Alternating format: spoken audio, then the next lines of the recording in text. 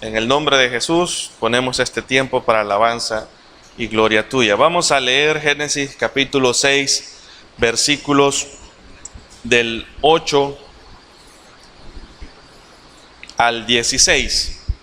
Ya una buena parte de esta porción ya la vimos, pero solo la vamos a volver a leer para poder estar de nuevo en el contexto, ¿verdad? Poder tener de nuevo una idea de dónde nos quedamos. Dice Génesis 6, versículo del 8 al 16. Pero Noé halló gracia ante los ojos de Jehová. Estas son las generaciones de Noé. Varón justo, era perfecto en sus generaciones. Con Dios caminó Noé. Y engendró Noé tres hijos.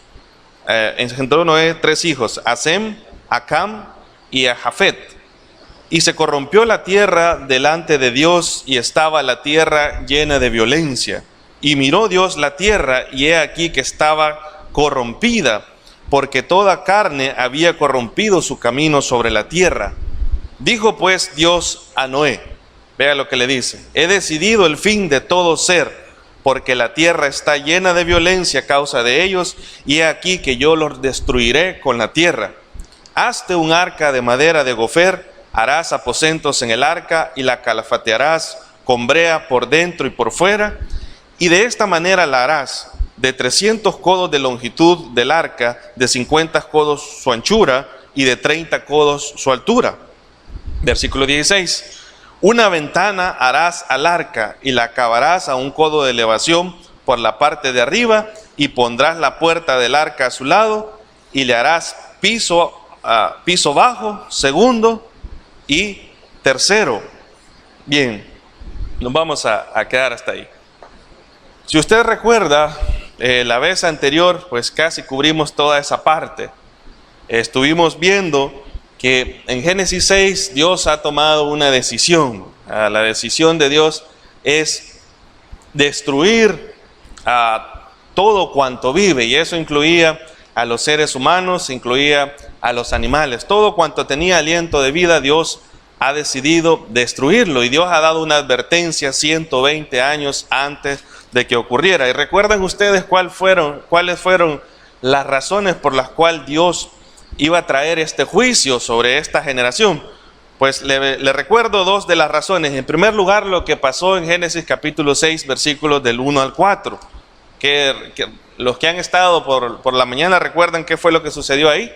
Hubo una mezcla entre los hijos de Dios y las hijas de los hombres. Hubo una unión ahí entre dos naturalezas que no deberían mezclarse, no deberían unirse, no deberían de establecer alianzas. Y eso desagradó a Dios, para que Dios dijera ahí en el versículo 3, dice: y dijo Jehová, no contenderá mi espíritu con el hombre para siempre, porque ciertamente él es carne, mas serán sus días, ¿cuánto dice? 120 años, ¿verdad? Explicamos eso. 120 años fue el tiempo desde que Dios dijo eso hasta que vino el diluvio, pero también podemos ver que desde ahí Dios va limitándole la vida o la longevidad al ser humano, ¿verdad? Aunque posteriormente vamos a ver que los seres humanos siguieron viviendo un poquito más de 120 años, pero el promedio de vida de la mayoría de personas se va reduciendo, y eso es a causa de un juicio de Dios. Bien, esa fue la primera razón. La segunda razón por la que Dios iba a traer este juicio sobre la tierra es lo que dice el versículo 11. ¿Cómo estaba la tierra? ¿Qué había ocurrido o qué estaba pasando en esa generación que vivía en esos momentos? ¿Qué dice? Y se corrompió la tierra delante de ¿quién? Delante de Dios. ¿Y cómo estaba la tierra? Llena de violencia, llena de violencia. El versículo 5 va a decir que todo designio de los pensamientos del corazón del hombre eran de continuo ¿hacia qué? Hacia el mal. Y usted recuerda qué era lo que Dios pedía en esta dispensación. Pedía que el ser humano eligiera hacer el bien de forma voluntaria y que se acercara a él por medio de un sacrificio. Pero el ser humano había fracasado. En lugar de hacer el bien, en lugar de acercarse a Dios, ¿sabe qué fue lo que comenzó a hacer esta generación de los días de Noé? La gente comenzó a vivir alejada de la voluntad y del propósito de Dios.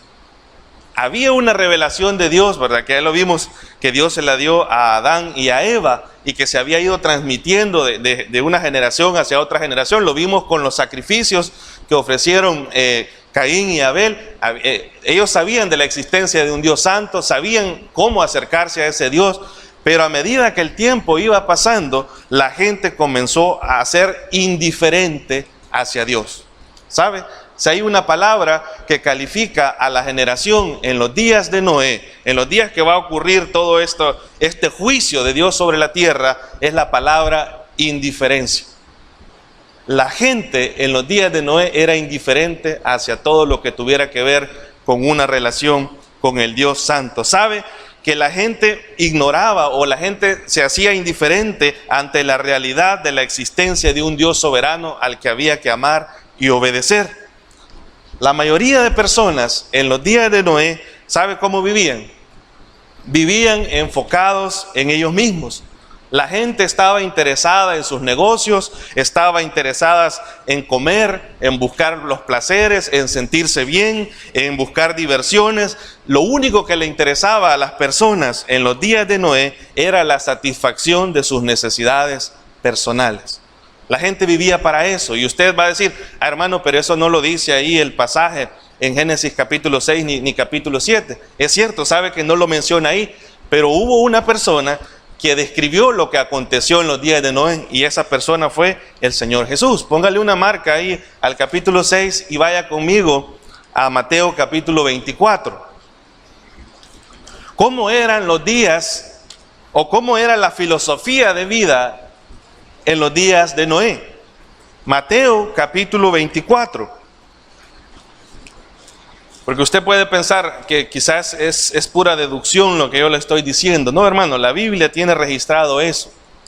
El mismo Señor Jesús sabe que hablando acerca de acontecimientos futuros, hablando acerca del juicio que está por venir sobre esta generación, sobre la generación quizás en la que vivimos usted y yo, hablando sobre esas cosas, el Señor Jesús mencionó cómo vivía la gente en los tiempos de Noé. Capítulo 24, versículos 37 y versículo 38. ¿Lo tiene? Vamos a leer. Dice, ¿cómo dice el Señor Jesús? Más, ¿cómo cuándo? Como en los días de Noé. Así será el ¿qué? La venida del Hijo del Hombre. Algo que no ha sucedido, ¿verdad? La segunda venida del Señor. Pero dice que va a ser como en los días de Noé. ¿Y cómo era la forma de vida o la filosofía de vida de las personas en los días de Noé? Versículo 38. ¿Qué hacía la gente? Porque como en los días antes del diluvio, ¿cómo estaban las personas? Estaban comiendo y bebiendo. ¿Estaban qué? Casándose y dándose en casamiento. Miren, no es, hermano, que sea pecado comer y beber.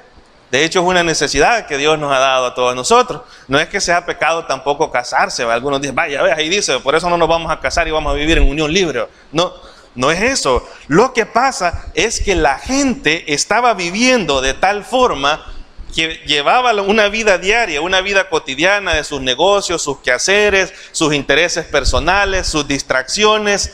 Y en esa forma de vida, la gente se había hecho indiferente para con Dios.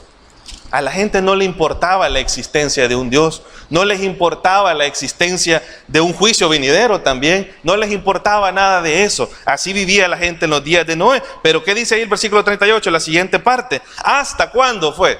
Hasta el día en que Noé entró en el arca. Y mire el versículo 39, ¿qué dice? ¿Qué pasó con la gente que vivió en esa generación? Dice, y no entendieron. Mire, yo he marcado esa palabra. Y no entendieron, ¿hasta qué? Hasta que vino el diluvio. ¿Y qué pasó? Y se lo llevó. Y aquí viene la comparación del Señor Jesús de la generación de Noé con lo que va a suceder en la generación que va a vivir previamente a su segunda venida. ¿Qué dice? Así también será la venida del Hijo del Hombre. Mire, las personas que vivieron en la generación de Noé, dice el versículo 39 que no entendieron. ¿El qué no entendieron, hermanos? ¿Qué era lo que Dios había anunciado que iba a ocurrir de allí a 120 años? Dios había anunciado que iba a castigar la tierra con un diluvio. Pues la gente no entendió eso. La gente no entendió de la realidad de un Dios La gente no entendió de la condición del ser humano como pecador. La gente no entendió que un día Dios iba a juzgarlos a ellos.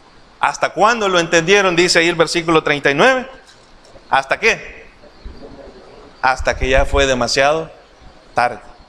Hasta que fue demasiado tarde. ¿Sabe que las personas en esa generación no entendieron que necesitaban un Salvador y fueron indiferentes ante la advertencia de un juicio venidero? Por eso dice que hasta que vino el diluvio y se lo llevó, hasta ese momento ellos entendieron. Ahora yo quiero hacer una aplicación aquí.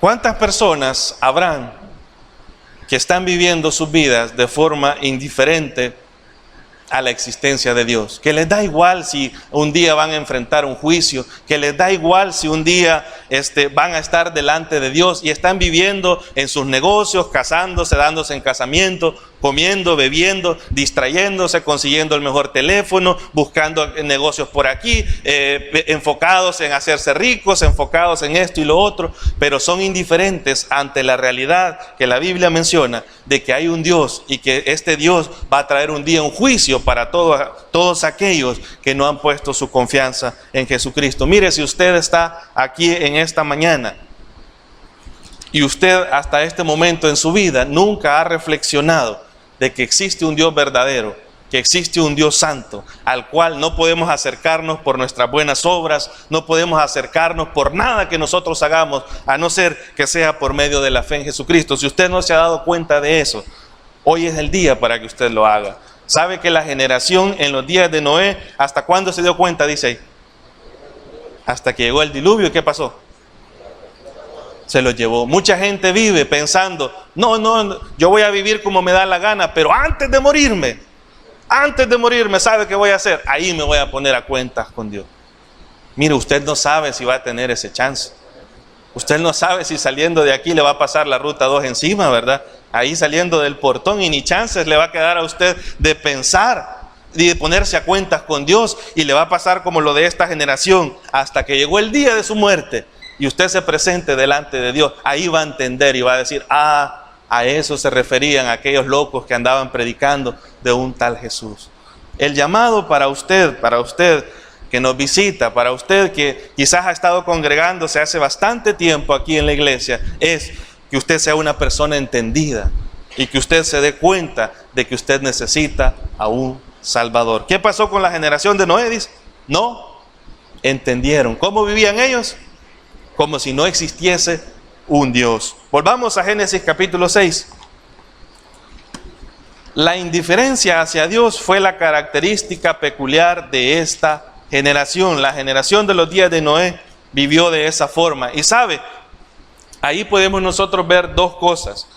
Cuando una sociedad entera, cuando una sociedad global, hablando de lo que sucede en todos los países, en todos los continentes, cuando el ser humano en general se vuelve indiferente hacia Dios, es decir, le da la espalda a Dios y dice, no me interesa si existe o no existe un Dios, no me interesa pensar en un juicio venidero, voy a vivir el momento, ¿verdad?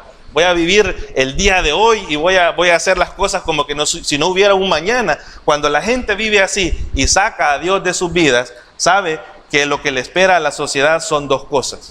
Una sociedad que saca a Dios de en medio de ella y se vuelve indiferente hacia Dios, tiene dos cosas. ¿Sabe cuáles son las dos cosas?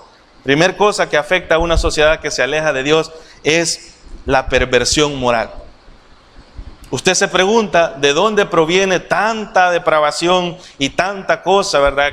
Y mira, hermano, se van a ver peores cosas de aquí en adelante. Usted hasta se va a asombrar de las leyes que nuestro país va a aprobar, y se va a asombrar de los programas de televisión que van a salir, y se va a asombrar de lo que la escuela le va a enseñar a sus hijos. Toda esa perversión, todas esas cosas que va degradando la moral del hombre, ¿sabe de qué es producto? Es producto de una sociedad que se vuelve indiferente a Dios. La perversión moral es el resultado de volverse indiferente a Dios. Pero ¿sabe qué otra cosa es un indicador de que una sociedad se ha vuelto indiferente a Dios? Es lo que dice el versículo 11. ¿Cómo estaba la tierra? Dice, estaba corrompida, pero la segunda parte dice, y estaba la tierra llena de ¿qué? ¿De qué dice? De violencia. Las dos cosas que caracterizan a una sociedad que se ha alejado de Dios son la perversión moral y ¿qué? Y el gran aumento de ¿qué? De la violencia. Ahora, si la Biblia nos dice eso, evalúe la sociedad en la que usted y yo vivimos.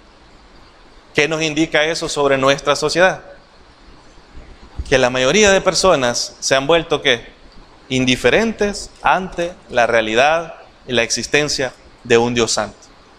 Entonces usted no espere, mire, esto no es ser pesimista y no es para que usted diga, pues ya no voy a orar, pues ya no voy a evangelizar. No, pero usted sabe que si la sociedad, si nuestro país, hablando aquí localmente, no se vuelve a Dios, tanto la perversión moral como la violencia van a seguir en aumento y van a llegar a un punto hasta que Dios tenga que traer el qué.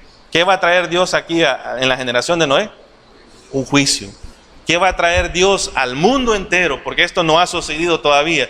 Cuando la perversión moral sea tan alta y cuando la violencia de hombres contra hombres entre los mismos seres humanos sea tan alta, cuando eso llegue a los niveles más altos, ¿sabe qué es lo que va a traer Dios sobre esta tierra? Va a traer un juicio. ¿Por qué? ¿Porque Dios no ama al mundo? No, porque Dios es justo. Amén. Él es justo y la justicia es parte de su amor, la justicia es parte de su carácter. Entonces, eso es lo que pasaba, hermanos, en la generación de los días de Noé. Pero vimos la vez pasada que hubo un personaje que halló gracia ante los ojos de Noé. ¿Quiénes de ustedes recuerdan qué es la palabra gracia? La palabra gracia significa el favor o la bondad de Dios hacia aquel que no lo merece, no lo puede ganar, no lo puede comprar. Esa es la gracia, cuando Dios da sin mérito alguno, cuando Dios da por su soberanía, por su amor y dice, a este voy a salvar. ¿Y quién fue el que halló gracia? Versículo 8, lea ahí. Dice, pero, ¿quién halló gracia? Dice ahí, Noé halló gracia ante los ojos de Jehová. Explicamos la vez anterior, si usted ve ahí en pantalla, que Dios le dio indicaciones precisas a Noé sobre cómo construir el arca. Y eso lo vemos en los versículos del 14 al 16. Ya los leímos. Dios le da el material, Dios le da las dimensiones, le dice, la van a hacer impermeable, la van a calafatear con brea. Que Dios no estaba pensando en la parte estética, Dios estaba pensando en la parte de la estabilidad del diseño de esa arca. Pues Dios le va a dar indicaciones precisas a Noé. Ahora, leamos desde el versículo 17 hasta el versículo 22, que es la parte que sí nos toca estudiar en esta mañana. Dice el versículo 17, sigue hablando Dios, luego que le ha dado las indicaciones. Dice, y he aquí que yo traigo el que va a traer, un diluvio de aguas sobre la tierra. ¿Para qué? Para destruir toda carne en que haya espíritu de vida debajo del cielo. Todo lo que hay en la tierra, ¿qué va a pasar? Morirá. Ahora bien, usted que ha leído todo el contexto y que hemos estudiado esa parte, ¿es Dios injusto al hacer eso? ¿Por qué no es injusto? ¿Por qué? Quiero que piense, porque sabe que muchos de los detractores de la Biblia, muchos de los que se hacen llamar ateos, van a tildar al Dios de la Biblia como un Dios sanguinario y van a decir, ese es su Dios, manda a matar generaciones, mata niños, hace esto y lo otro, y van a comenzar a atacarlo a ustedes con esas ideas. Pero ellos hablan así, bueno, en primer lugar porque no tienen el Espíritu de Dios, no pueden entender las Escrituras, pero también porque ignoran el contexto. ¿Cuánto tiempo les había dado Dios a esta generación para que pudieran cambiar? ¿Cuánto era? Dice, el hermano le acaba de mencionar, le dio 120 años. 120 años. ¿Qué era lo único que Dios les pedía en esta dispensación? Ahora que ustedes tienen conciencia del bien y el mal, lo que yo quiero, dice Dios, es que ustedes elijan hacer el bien. Mire, si el ser humano eligiera hacer las cosas bien, hacer las cosas como Dios manda, ¿quién es el que sale mayormente beneficiado? ¿Dios o el mismo ser humano? Los mismos seres humanos. ¿Sabe que si todos los seres humanos estuviéramos en esa disposición de obedecer a Dios, usted no tendría que ponerle alambre revisor a su casa? Ni echarle llave, ¿sabe por qué? Porque nadie se le metería a robar, ¿verdad? Usted no tendría que andar ahí preocupado cuando va en el bus. Usted no tendría que andar cuidando sus pertenencias porque nadie se las robaría. Pero ¿qué decide el ser humano? Decide hacer todo lo contrario. Y en esta generación ellos habían hecho eso. Y comenzó a crecer la violencia, el alejarse de Dios, la perversión moral. Y Dios tiene que traer un juicio. Por eso es que Dios tiene que acabarse a esta generación. Vea versículo 18. Versículo 18. Dice Dios, mas estableceré ¿el qué? Mi pacto contigo. Ahora bien, aprovechemos a hacer otra observación ahí. Hermano, en la Biblia, no lo vamos a estudiar porque es demasiado grande, se hablan de 8 pactos. 8 grandes tratos que Dios, oiga bien, porque la iniciativa del pacto viene de arriba, no es de abajo hacia arriba. ¿Sabe que los pactos de dónde son? Son de arriba hacia abajo. Es Dios haciendo el trato con el hombre, no el hombre haciendo el trato con Dios. Hay 8 pactos, ¿verdad? No los vamos a mencionar, pero este es uno de ellos. El pacto que Dios hace ¿con quién? Con Noé. Ahora, usted quizás ha escuchado, y yo no sé cuántos de ustedes han hecho alguna vez un pacto con Dios. Está de moda decir pacte con Dios, ¿verdad? Y generalmente relacionan pacto con dinero, ¿verdad? Eso es todo lo que relaciona la teología de la prosperidad. Pero sabe que ningún ser humano está en la condición o en el estatus de poder hacer un pacto con Dios. ¿Sabe por qué? Porque los pactos se hacen entre 2 iguales. El que inicia, si los 2 son iguales, los 2 pueden iniciar el pacto. Pero en nuestro caso, como ni usted ni yo damos el ancho para estar al mismo nivel de Dios, ninguno de nosotros tiene la potestad o la autoridad para decir, Dios, voy a hacer un pacto contigo. ¿Me entienden? El que hace los pactos es Dios. No somos nosotros. Nosotros podemos hacer votos al Señor en el sentido, Señor, si usted quiere, ¿verdad? Señor, mira, voy a congregarme más. Señor, voy a comenzar a servir otra vez. Usted hace sus votos al Señor, pero no confunda eso que el pactar con Dios es hacer un canje de algo, ¿verdad? Yo te doy esto y vos me das lo otro. No funcionan las cosas así. ¿Sabe que Noé merecía o no merecía morir Noé? Sí merecía, hermano.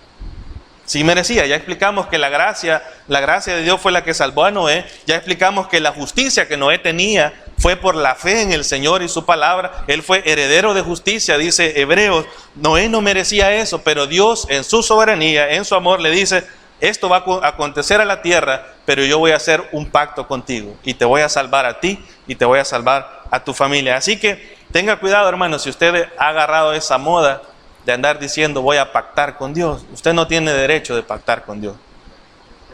No puede, porque Él es más alto que usted. No podemos llegar al nivel de Él. Solo Él puede hacer los pactos. Pero usted puede comprometerse con el Señor. Esa es otra cosa, ¿verdad? Usted puede decirle, Señor, me comprometo contigo a hacer esto y lo otro, y no ande ofreciendo cosas. Los compromisos para con Dios deben de ser nacidos del corazón, hermano. Y que sea Dios y decide si Él va a premiar o no va a premiar lo que usted haga. Amén.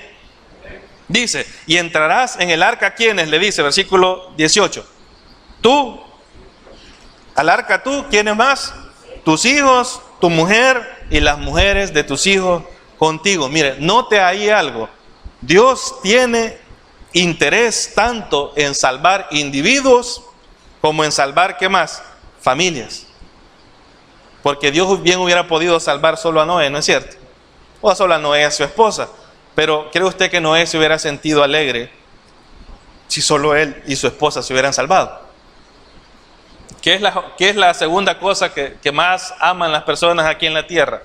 Lo primero que usted debe de amar es a Dios, pero lo segundo debe de amar a su esposo o a su esposa, porque ese es el orden divino.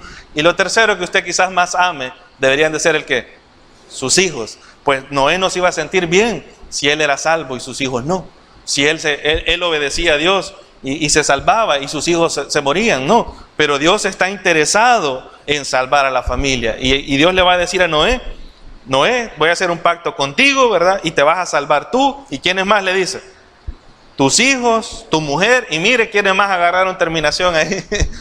Y las mujeres de tus hijos, hasta las nueras de Noé se fueron en la colada ahí, ¿verdad? Dios tiene interés en salvar la familia, hermano. Usted recuerda lo que el apóstol Pablo le dijo al carcelero allá en Filipos. Él le dijo, señores, ¿qué debo hacer para ser salvo? ¿Y qué le contestó en Hechos 16? Cree en el Señor Jesucristo y hay una promesa ahí. ¿Y serás salvo qué?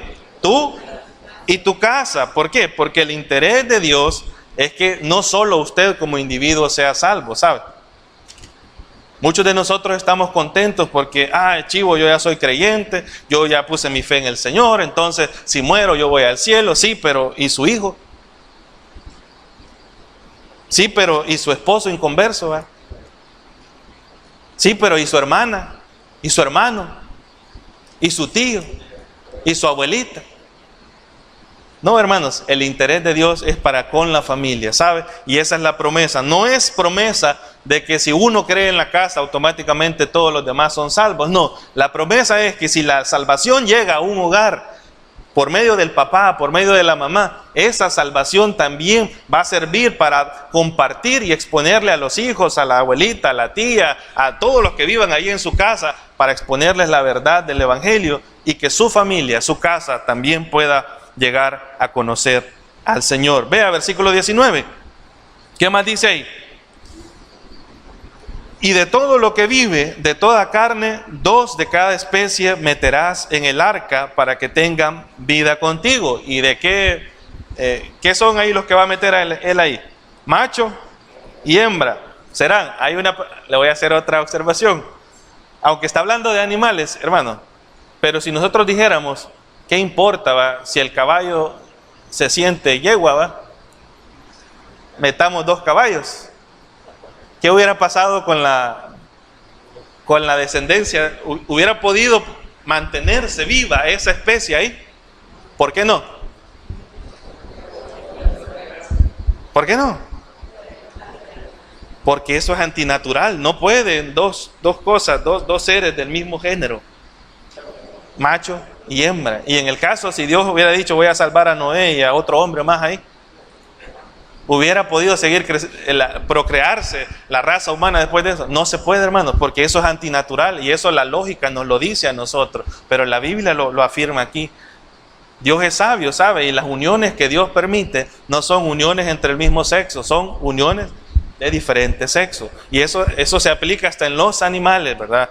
Dice ahí, versículo 20, de las aves según su especie y de las bestias según su especie, de todo reptil de la tierra según su especie, 2 de cada especie entrarán contigo para que tengan vida. 21, y toma contigo de todo alimento que se come y almacénalo y servirá de sustento para ti y para ellos. Y vea el versículo 22, ¿qué hizo Noé? ¿Qué hizo Noé? Y lo hizo así Noé. Lo hizo Noé a medias, lo hizo Noé como se le ocurrió. Le cambió Noé al diseño de Dios, modificó las medidas del arca Noé, cambió las reglas que Dios había puesto. No, ahí está bien claro. Dice, hizo conforme a todo, ¿qué? Lo que Dios le mandó. Explicamos la vez pasada por qué Dios no iba a aceptar que Noé cambiara el plan o que Noé cambiara las medidas, por ejemplo, del arca o el diseño del arca. Dios no lo iba a aceptar, hermano, porque la salvación del ser humano es tan tajante que Dios no va a aceptar nada que no sea de acuerdo a lo que Él ha establecido. El ser humano vive intentando construir su propia arca de salvación, ¿verdad? Y lo explicamos. La gente quiere salvarse porque es buena. La gente quiere salvarse porque va a la iglesia. La gente quiere salvarse porque ha cumplido este rito, este sacrificio, ha ido a este lugar, ha hecho esto, y comienza la gente a querer construir su propio barco de salvación. Pero la salvación del ser humano es tan crítica que Dios va a aceptar únicamente lo que Él ha dicho. Si Noé cambiaba el plan, ¿sabe qué le hubiera pasado a esa arca? Se le hubiera hundido, hermano. Se le hubiera hundido. Así es lo mismo. Mucha gente va a llegar ante el juicio del gran trono blanco delante del Señor y va a decir, pero yo me iba a salvar. No, mentira, tú no te ibas a salvar. Pero yo hice esto y lo otro. No. ¿Y por qué no me salvé? Porque no hiciste las cosas como yo dije. Y el método de salvación que ha dejado el Señor es uno solo. Es la fe en la persona y obra de Jesucristo. Entonces, ¿qué fue lo que hizo Noé? Usted lo puede ver en pantalla. ¿Sabe lo que hizo él? Noé creyó la palabra de Dios y le obedeció. Eso fue todo lo que hizo Noé. Noé creyó la palabra de Dios y le obedeció. Eso es lo que dice el versículo 22. ¿Sabe? La razón por la cual Noé obedeció fue que él le creyó a Dios. A veces nosotros queremos cambiar el orden de las cosas y nosotros decimos, porque soy obediente me salvo. No. Usted se salva porque tiene fe en el Señor. Pero producto de esa fe, ¿sabe qué es lo que viene? Como consecuencia de la fe, lo que la fe trae naturalmente como consecuencia en el ser humano, ¿qué es? Es la obediencia. ¿Sabe que lo primero que Noé tuvo que haber hecho, qué era? Para poder construir el arca, ¿qué era lo primero que Noé tenía que hacer? Creer que era cierto. Creer que Dios no lo estaba engañando. Creer que lo que Dios le estaba diciendo era tal y como Él lo decía. No dudar de la palabra de Dios y decirle, Dios, tienes razón, yo no entiendo tu plan. Y vamos a ver más adelante que Noé ni siquiera sabía, se cree que en esa época ni siquiera habían visto llover, hermano. Y en la zona donde vivía Noé, probablemente nunca había visto una embarcación. No era ningún arquitecto, ningún ingeniero Noé, ¿verdad? Para decir, me voy a hacer un diseño, ¿verdad? Ahí a todo dar de un arca. No, Noé no tenía nada de eso. Pero lo que sí tenía Noé era ¿qué? Era fe en el Señor. Y por esa fe va a decir Hebreos que él fue justificado. Así que para el creyente, las cosas funcionan así, miren. Y esto usted debe de aprendérselo. Usted primero cree y como consecuencia usted obedece. Mucha gente quiere llegar a Dios, ¿sabe cómo? Queriendo cumplir cosas sin haber creído. Eso no sirve, hermano. ¿Cuánta gente pone como excusa? No, es que yo nunca voy a, no, yo no me hago o no creo en Jesús porque yo no voy a cumplir. ¿Saben en qué está enfocada la gente? Es más enfocada en las cosas que tiene que hacer que en lo que Dios pide. Lo que Dios pide del ser humano es la fe. La fe en el Señor, la fe en su palabra, la fe en lo que Dios ha dicho. Cuando usted pone su fe en Dios, cuando usted pone su fe en lo que Dios ha dicho, y Dios ha dicho que la forma de salvar al ser humano es por medio de la fe en Jesucristo, usted hace eso, lo demás viene como consecuencia. Uno, el Espíritu Santo dentro de nosotros comienza a trabajar en nosotros y entonces comenzamos a obedecer, comenzamos a cambiar. Comenzamos a dejar las cosas que tenemos que dejar. Comenzamos a regular nuestro vocabulario. Comenzamos a cambiar sin que nadie nos obligue, sin que nadie nos lo imponga. La obediencia es el resultado de haber creído. Y eso así está amarrado, hermanos. Así está amarrado. ¿Sabe? Explicaba esto un hermano en una clase que estábamos hace un par de años. Esto de la fe y la obediencia. ¿Sabe que la fe es la que justifica al hombre delante de Dios? ¿Quién es el único que puede evaluar y puede ver la fe de una persona? Solo Dios, ¿verdad? La fe es la que justifica delante de Dios. La fe nos declara justos delante de Dios. La fe en el Señor Jesucristo, ¿verdad? Claro está. Pero la obediencia de una persona es lo que lo justifica delante de otros seres humanos. ¿Me entiende? La fe me justifica ¿con quién? Con Dios, porque Dios ve mi corazón y sabe si he puesto mi confianza en Jesús o no lo he hecho. Entonces estoy justificado por medio de la fe en el Señor Jesucristo para con Dios. Pero para con las personas que no pueden ver mi corazón, que no pueden ver lo que pasa en mi mente, que no pueden ver lo que sucede en mi interior, ¿sabe cómo se justifica el ser humano delante de las personas? ¿Es por medio de qué? De la obediencia, porque la obediencia es lo único que la gente puede ver. Entonces Noé necesitaba las dos cosas, no para ir al cielo, ¿verdad? Para ir al cielo le faltaba, le sobraba o era suficiente que él creyera en el Señor. Pero Noé tenía que demostrarle al mundo por medio de su obediencia de que él creía en Dios. Por eso las dos cosas son parte de la vida del creyente. Hay muchos que tildan y dicen, ustedes solo la fe y la fe y la fe y ustedes viven como les da la gana. Eso no es así. Nosotros debemos de creer en el Señor y si hemos nacido de nuevo y si hemos puesto nuestra fe en Jesucristo, ¿sabe qué es lo normal que debería de pasar con nuestras vidas?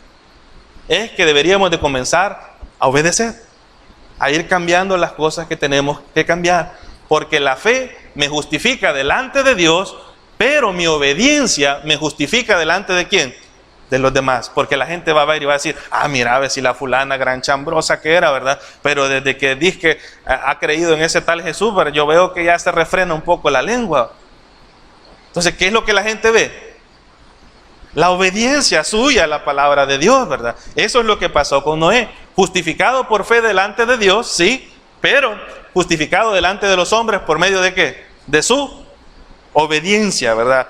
Ese es el orden en el que deben suceder las cosas en el creyente. Ahora, veamos el juicio de Dios para esta generación. Capítulo 7, versículos del 11 al 24. Dijimos que toda dispensación trae un juicio, y este es el juicio, ¿verdad?, que va a marcar el final de la dispensación. Dice versículo 7, versículo 1. Dijo luego Jehová a Noé: entra tú y toda tu casa en el arca, porque a ti he visto justo delante de mí en esta generación. Versículo 11. En el año 600 de la vida de Noé, en el mes segundo, a los 17 días del mes, aquel día fueron abiertas ¿el qué? Fueron rotas todas las fuentes del grande abismo, y las cataratas de los cielos fueron abiertas. Y hubo lluvia sobre la tierra, ¿cuánto tiempo? 40 días y 40 noches. En este mismo día entraron Noé y Sem, Cam y Jafet, hijos de Noé, la mujer de Noé y las 3 mujeres de sus hijos con él, ellos y todos los animales silvestres según sus especies, y todos los animales domesticados según sus especies, y todo reptil que se arrastra sobre la tierra según su especie, y toda ave según su especie, y todo pájaro de toda especie. Vinieron pues con Noé al arca de 2 en 2 de toda carne que había espíritu de vida, y los que vinieron, macho y hembra de toda carne, vinieron como lo había mandado Dios. ¿Y qué hizo Dios? Dice ahí, y Jehová cerró la puerta. ¿Usted recuerda cuántas puertas tenía el arca? Una sola. Ahora vea conmigo versículos 21 y 23. ¿Qué pasó después de eso? Dice: y murió toda carne que se mueve sobre la tierra, así de aves como de ganado y de bestias, y de todo reptil que se arrastra sobre la tierra, y todo hombre. Todo lo que tenía aliento de espíritu de vida en sus narices, todo lo que había en la tierra, ¿qué pasó? Murió. Así fue destruido todo ser que vivía sobre la faz de la tierra, desde el hombre hasta la bestia, los reptiles y las aves del cielo, y fueron raídos, cortados de la tierra, y quedó solamente ¿quién? Noé y los que con él estaban en el arca. Y prevalecieron las aguas sobre la tierra, ¿cuánto tiempo? 150 días. Vaya, voy a hacer algunas observaciones en cuanto a esto, miren, porque para que usted tenga un panorama de todo lo que pasó ahí. En primer lugar, miren, ¿sabía usted que antes del diluvio se cree que no llovía así de forma natural, así como nosotros vemos llover hoy en día? Vaya conmigo a Génesis capítulo 2, versículos 5 y 6. Por eso Noé tenía que creer, ¿sabes? Noé tenía que creer sobre algo que nunca había visto. Tenía que creer a pesar de no entender lo que Dios le había dicho. Versículo 5, capítulo 2, versículos 5 y 6. Dice, bueno, si quiere versículo 6, sino que subía de la tierra ¿el qué? Un vapor, el cual regaba toda la faz de la tierra. Esa era la forma en que Dios proveía de agua para las plantas. Esto es similar a lo que ocurre, usted ha visto lo que pasa durante la época seca en nuestro país. Usted se ha puesto a pensar por qué los árboles no se mueren, aunque nadie los riegue. ¿O por qué las plantas a veces no se mueren, aunque nadie se digne a echarle un poquito de agua en la mañana o en la noche? ¿Sabe por qué? Porque Dios provee cierta humedad que baja desde arriba y que humedece las plantas, lo que nosotros le llamamos ¿cómo? El rocío, ¿verdad? Levántese a las 4 de la mañana y toque una hoja de una planta que tenga en la afuera, usted va a ver que está humedecida. De esa forma se cree que Dios... era la forma en que Dios regaba la tierra, ¿verdad? Hasta que vino el diluvio. Mire, Noé tuvo que creer esto, tuvo que creer sobre algo que él nunca había visto. ¿Se ha puesto usted alguna vez en las sandalias de Noé? ¿Verdad? Toda la gente quizás se burlaba de él. Noé tenía que creer a Dios a pesar de no entender. ¿Sabe qué más? Las medidas del arca que Dios le había dado a Noé eran en codos. Usted lo va a ver ahí en el capítulo 6. Capítulo 6, versículo 15. Dice, y de esta manera la harás de 300 codos de longitud, de 50 codos su anchura y de 30 codos su altura. Esto es para que tengamos una idea. No se sabe exactamente, hermano, cuánto es la medida de un codo, del codo que se menciona en Génesis. Eso es lo que nosotros tenemos hoy en día, pero a la hora de estudiar el texto no se sabe si eran 45 centímetros, podrían ser más, podrían ser menos, pero asumiendo que son 45 centímetros como nosotros lo manejamos hoy en día, el arca tendría estas dimensiones, ¿ves?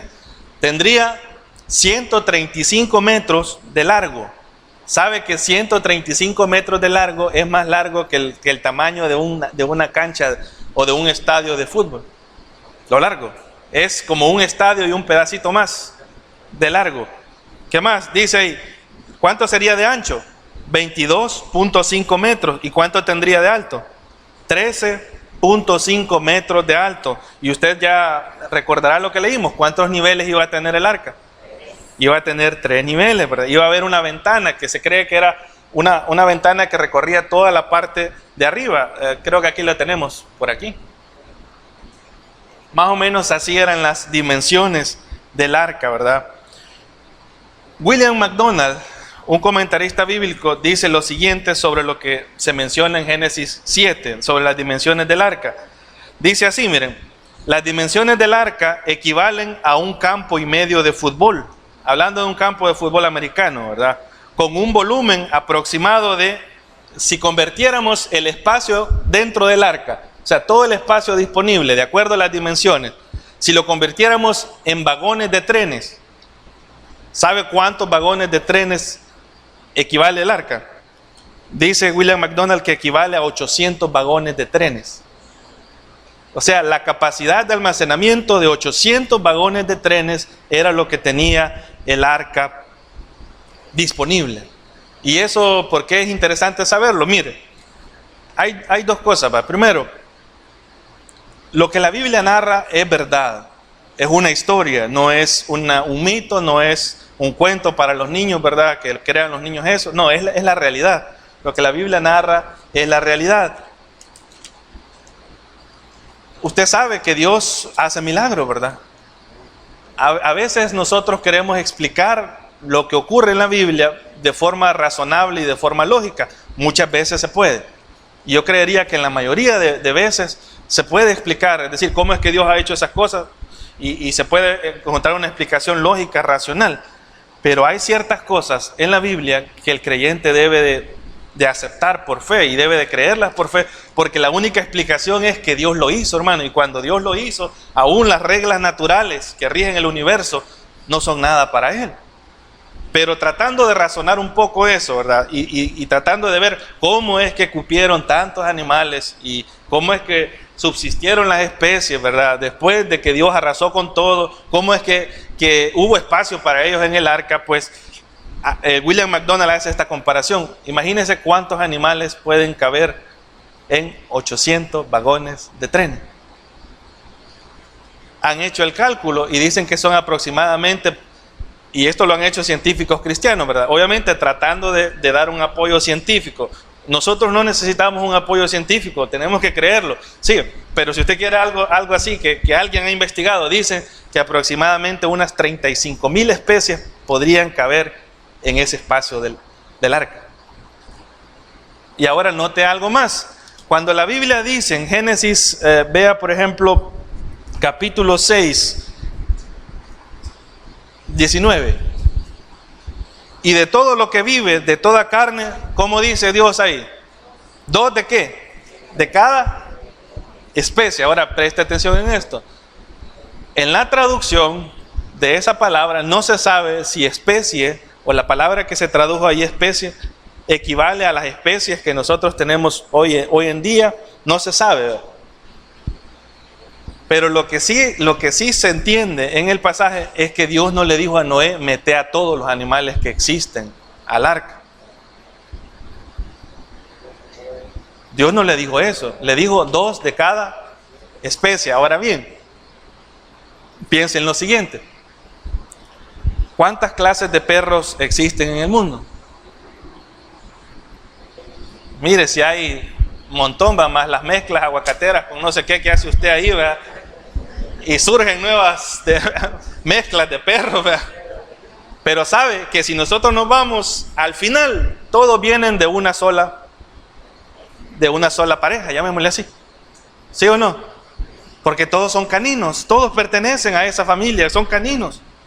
Y de ahí surgieron las demás especies. Entonces, lo que dicen los científicos cristianos es lo siguiente, que lo que Noé tomó fueron las especies representativas que iban a dar orígenes a las demás especies.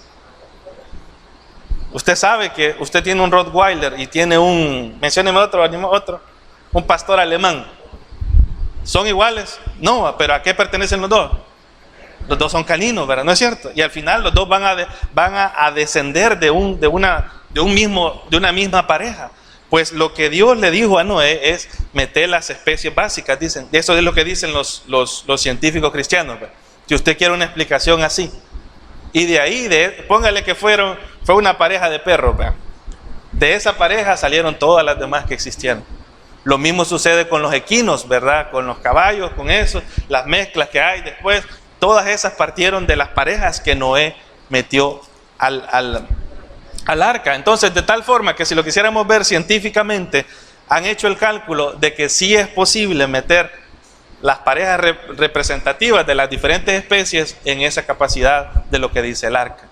Pero hermanos, eso es lo que dice el hombre con la ciencia, y está bien que hayan científicos cristianos y lo digan, pero sabe que para mí es suficiente con que la Biblia diga que Noé hizo eso, y que a partir de eso surgieron las demás especies. Amén. Eso debería ser suficiente, ¿verdad? Pero si usted quiere, hay muchas páginas, si quiere me pregunta después, ¿verdad? Porque es un nombre en inglés de una institución cristiana que se dedica a la investigación de lo que pasó en Génesis. Y ellos dan explicaciones para aquellos que no creen en la Biblia, ¿verdad? Dan explicaciones científicas de cómo eso sí fue posible. Ahora bien, regresando a las observaciones, ¿verdad? Eso solo era un dato curioso, ¿verdad? Esa es la forma. El diluvio fue universal, hermanos. ¿Por qué? Porque hay muchos creyentes, hay muchas ramas teológicas que van a decir que eso que pasó ahí fue algo local, algo en esa región donde vivió Noé. Pero eso no es cierto. No es cierto porque la Biblia lo dice específicamente. Vea conmigo capítulo 7, versículo 19. ¿Cómo dice ahí? Y las aguas subieron mucho sobre ¿qué dice? Sobre la tierra. ¿Y cuántos montes dice ahí? Todos los montes altos que habían de debajo de todos los cielos, ¿qué pasó? Fueron cubiertos. 15 codos más altos subieron las aguas después de que cubrieron los montes. El diluvio fue universal. Ahora bien, aquí hay otra cosa. ¿Y de dónde salió tanta agua? Los que han estado por la mañana recuerdan que alguna vez al principio yo les expliqué algo que había pasado en la creación. ¿De dónde salió todo el agua que cayó ahí? ¿De dónde? Vea Génesis capítulo 2. Déjeme buscárselo por aquí.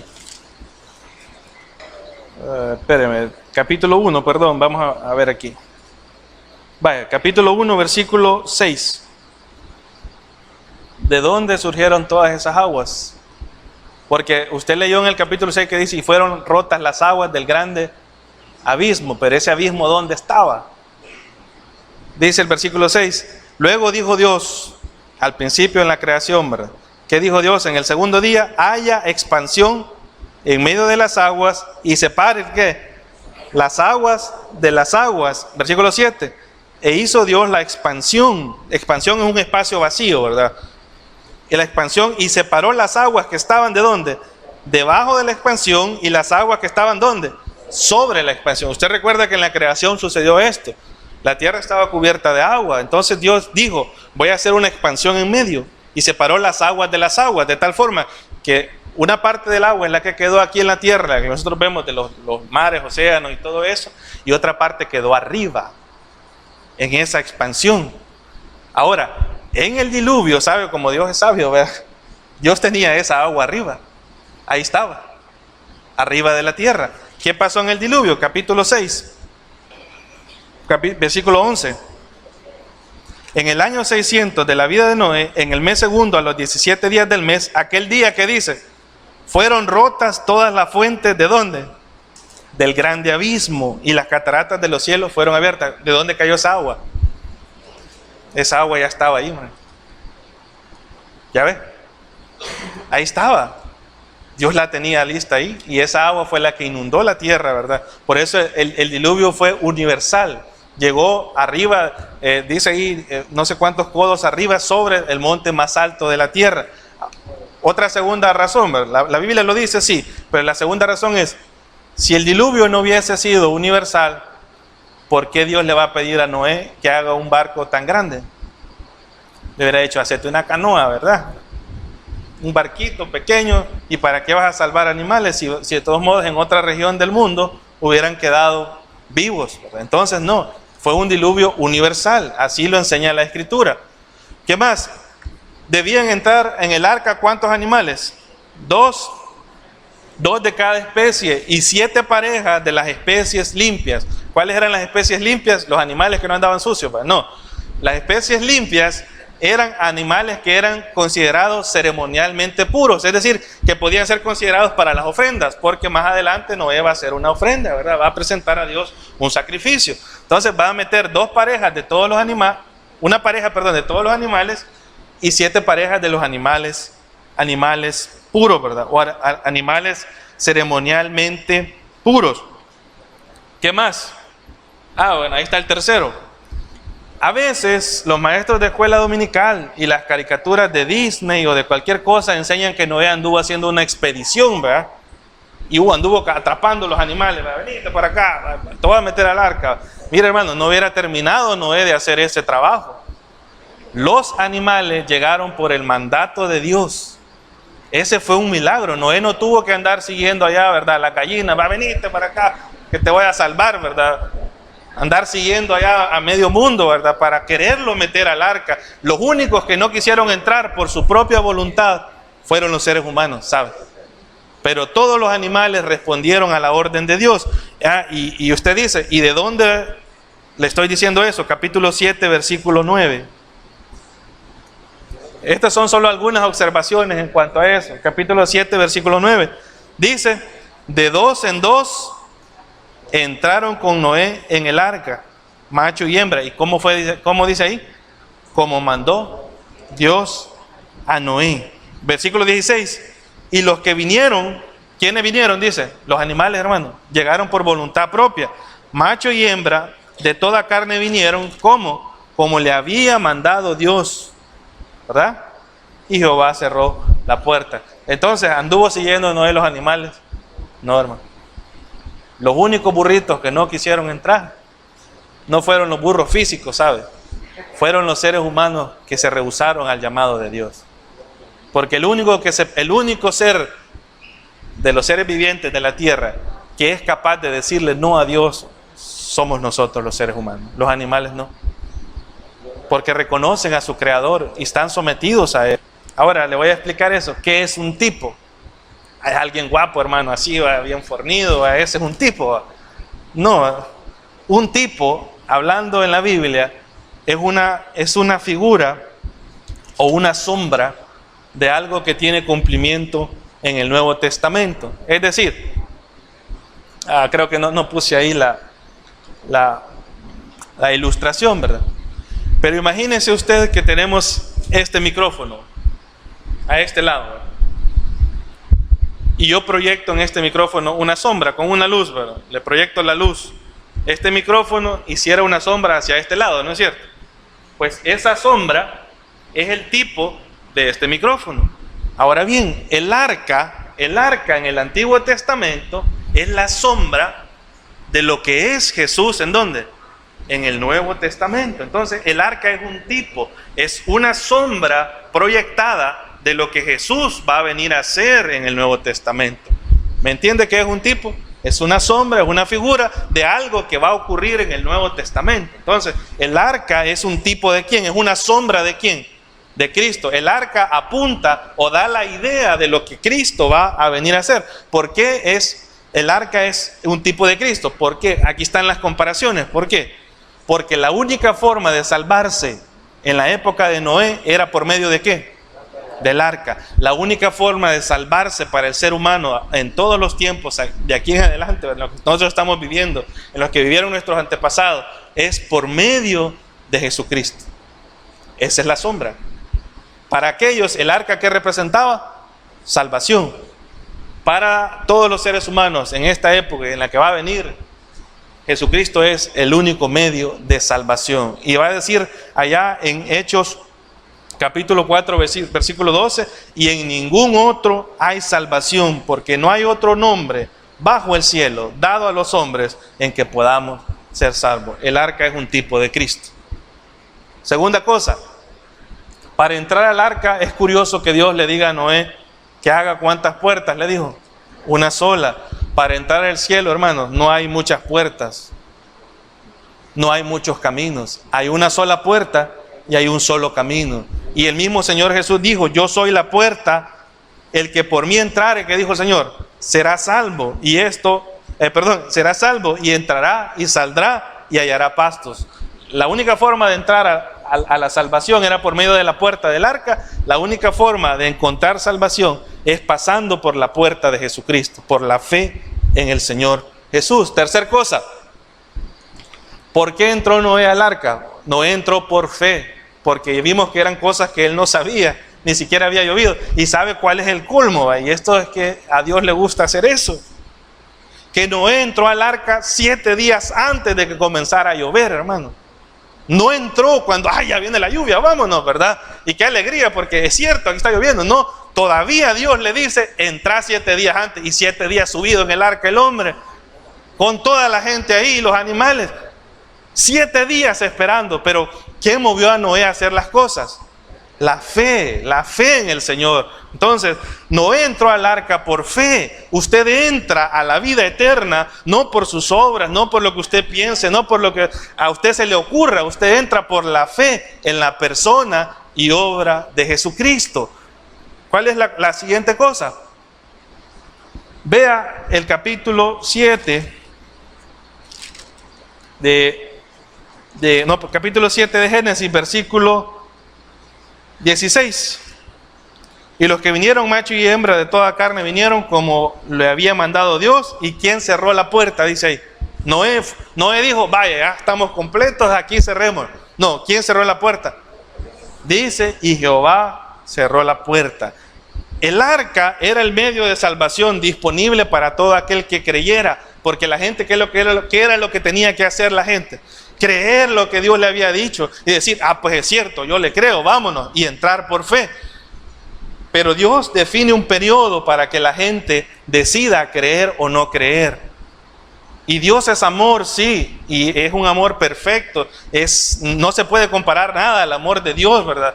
Es su esencia, su naturaleza, es el amor, es cierto, pero Dios es justo. Y Dios ha dejado un tiempo y ha dicho, 120 años le dijo a Noé, de aquí a 120 años la tierra va a ser destruida. Pues llegó el tiempo y Dios dijo, se acabó, se cierra la puerta. ¿Sabe qué pasa ahora por medio en esta dispensación que nosotros vivimos? Va a llegar un tiempo en que Dios va a cerrarle la puerta. Y Dios va a decir, hasta aquí. Te he dado 45 años para que me busques, 45 años para que creas en mí, te he dado 12 años para que creas en mí, te he dado 27 años para que creas en mí, te he dado 63 años para que creas en mí, y no lo has hecho. Hasta aquí. Te cierro la puerta. Y lo que le espera al ser humano es la condenación y el sufrimiento eterno. ¿Va a ser Dios injusto por hacer eso?